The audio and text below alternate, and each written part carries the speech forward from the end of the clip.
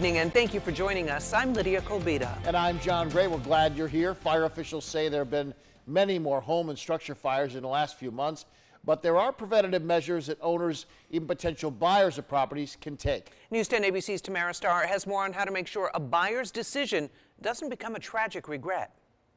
People buy real estate for investments. People buy real estate for themselves and their family to enjoy. You don't want it to turn out to be the worst decision you ever made. The Grand Street fire in downtown Albany is one of many that have taken place across the capital region within the last 6 months. Of the 4 homes destroyed here, one was vacant, but Albany Mayor Kathy Sheehan says the owner was intent on rehabbing and renting it out. She says officials are still determining the cause of the fire. It's unclear where the fire started. This fire is under investigation.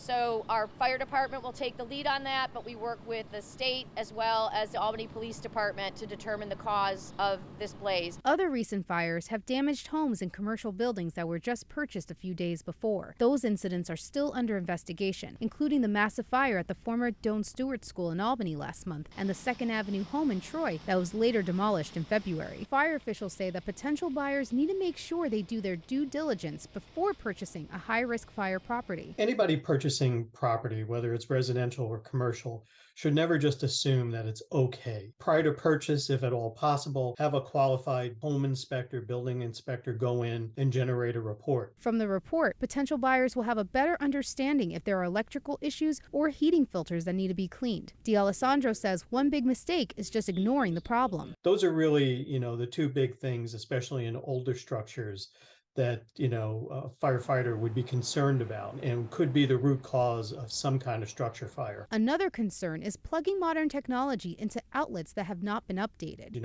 We all adopt new technologies, which means we're plugging more things into the electrical system of a house or a commercial building. Fire officials are urging all potential buyers to take inspection reports seriously to help prevent an unexpected tragedy and to also make sure fire and carbon monoxide alarms are installed on every floor of a property. Reporting in Albany, Tamara Starr, News 10 ABC.